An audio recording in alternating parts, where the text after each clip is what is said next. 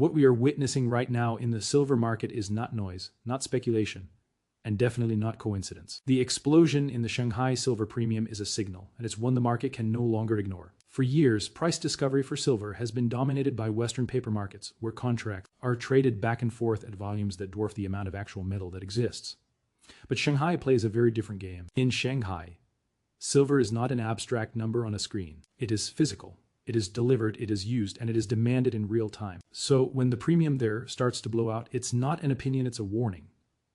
A rising Shanghai premium tells us one simple thing: buyers are willing to pay more than the global benchmark price just to get their hands on real metal. That doesn't happen unless supply is tight or demand is surging, and right now it's both. Industrial consumption is accelerating, especially in solar, electronics, and advanced manufacturing, while investment demand is quietly but aggressively building. At the same time, mine supply has not kept up. Grades are falling, new discoveries are scarce, and production growth is sluggish. When all of that pressure converges, the first place it shows up is where physical delivery matters most. That's exactly why Shanghai is flashing red. This is where the disconnect becomes impossible to ignore. On one side, you have Western exchanges pricing silver largely through leveraged futures and unallocated accounts. On the other, you have Eastern markets demanding bars, coins, and direct settlement. For a long time, these two worlds coexisted because physical demand didn't overwhelm the paper structure. But now, that balance is breaking. When Shanghai premiums surge, it means physical metal is being pulled eastward, draining global inventories. Every ounce that leaves is one less ounce available to back paper claims elsewhere. And this is where the real tension begins. The paper-silver market operates on confidence, the confidence that most contracts will never demand delivery. But what happens when physical scarcity becomes obvious? What happens when buyers stop trusting paper promises and insist on metal in hand? The Shanghai premium is a real-time indicator of that shift. It is the market saying, we don't believe the posted price reflects reality. And when that belief spreads, the entire pricing mechanism is forced to re-evaluate itself.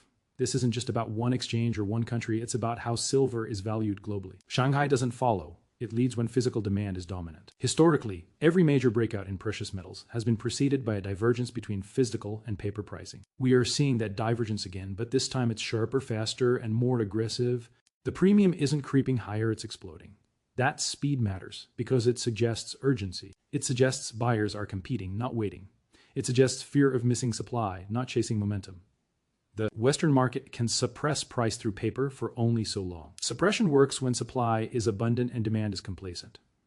Neither condition exists today. Industrial users cannot substitute silver easily. Investors are increasingly aware of counterparty risk. Central banks may not talk about silver, but the same forces driving gold accumulation, de-dollarization, sanctions risk, and financial instability are feeding into silver demand indirectly. Shanghai is simply the first place where all of these pressures collide openly. Another critical piece is transparency. Shanghai premiums don't lie. They reflect what real buyers are paying above spot to secure delivery. When that premium widens, it exposes the illusion of abundance created by paper markets. It tells us that the so-called global price is not truly global at all. It's regional, conditional, and fragile. The moment physical demand overwhelms available supply, price discovery migrates to the market that actually has metal changing hands. That is the shift unfolding right now. This also explains why moves in silver can be so sudden and violent. The market appears calm until it isn't. Paper pricing masks stress until physical constraints force repricing. The Shanghai premium is that early stress fracture. Ignore it, and you miss the setup. Understand it, and you see why a dramatic move becomes not just possible, but inevitable. Once enough participants realize that physical silver is scarce, the rush accelerates. No one wants to be last in line when delivery windows close. What we're seeing is not the end state, it's the opening act. The premium is the spark, not the explosion. As more metal flows east, Western inventories tighten. As inventories tighten, confidence erodes.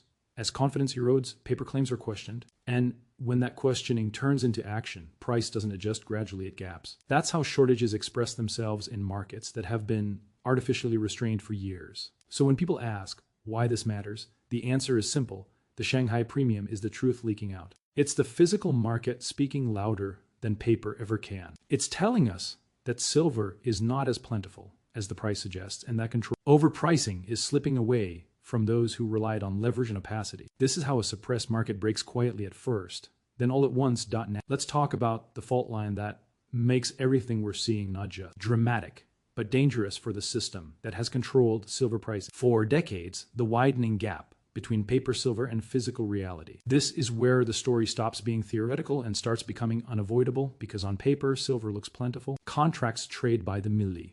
Once, liquidity appears deep, and price movements seem orderly. But in the physical world, the metal itself tells a very different story. That difference is growing by the day. Paper silver is built on leverage. Futures contracts, options, swaps, and unallocated accounts represent claims on silver, not silver itself. For every ounce of physical metal sitting in a vault, there can be dozens, sometimes hundreds, of paper claims floating around the system. That structure works only as long as most participants are content to settle in cash or roll their positions forward. It is not designed for a world where large numbers of holders demand delivery at the same time. And that design flaw is now being exposed. Physical silver does not multiply on a balance sheet. It has to be mined, refined, transported, and delivered. When demand rises sharply or supply tightens, physical markets respond immediately. Premiums rise, delivery times stretch, and inventories decline. Paper markets, by contrast, can absorb stress temporarily by creating more contracts. That creates the illusion that supply is elastic, when in reality it is not. The longer that illusion persists, the more violent the eventual correction becomes. What's happening now is that physical constraints are starting to overpower paper flexibility. Industrial users are locking in supply because they cannot afford interruptions. Investors are moving out of unallocated products and into metal they can actually hold. At the same time, visible inventories on major exchanges are being drawn down. This is not a crisis yet, but it is pressure building inside a sealed container, and pressure doesn't release gently when it finally breaks. Bullion banks sit at the center of this structure. They have historically controlled price through massive short positions in the paper market. By selling futures contracts, they increase apparent supply and cap price rallies. For years, this worked because physical demand was manageable and confidence in the system remained intact. But those short positions don't disappear, they accumulate. And when price begins to move against them, while physical supply tightens, those positions turn from tools of control into sources of risk. This is where the word unsustainable stops being rhetorical and becomes mathematical. A short position is a promise to deliver metal at a future date. If enough shorts are forced to cover while physical metal is scarce, they must either buy contracts back at higher prices or attempt delivery. They may not be able to source easily.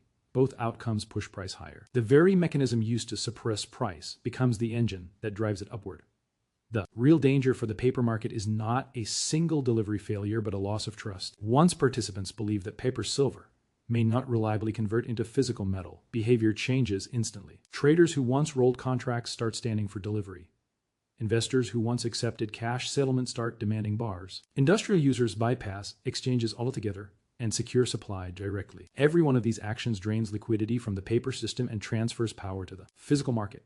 And this shift doesn't need everyone to participate to be effective. It only needs enough. The paper silver market is large, but it is also thin when it comes to actual metal backing it. A relatively small percentage of contracts demanding delivery can strain the system.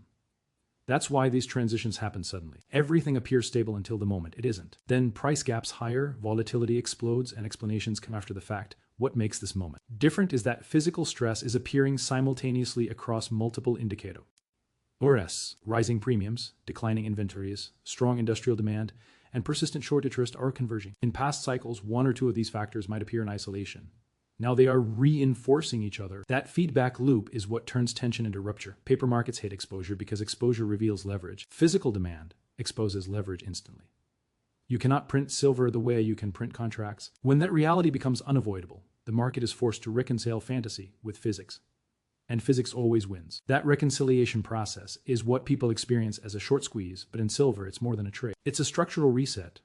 As price begins to reflect physical scarcity, the old narratives stop working. Claims of abundant supply ring hollow when delivery delays stretch. Assurances of market stability collapse when volatility spikes. The confidence that kept paper silver dominant erodes. And once that confidence is gone, it doesn't return easily. Trust, once broken, demands proof. And proof in this market means metal, not paper. This is why movements in silver can be explosive. When the paper market loses control, it doesn't gently hand pricing over to physical buyers. It is forced to do so under stress, with margin calls, forced liquidations, and frantic attempts to secure supply. That kind of environment doesn't produce orderly price discovery. It produces repricing, fast and unforgiving. So when we talk about paper silver collapsing versus physical reality asserting itself, we're not talking about ideology or conspiracy. We're talking about structure. A leverage system is being challenged by finite supply. That confrontation has only one outcome. And when it resolves, silver will not be priced by how many contracts can be written, but by how many ounces can actually be delivered.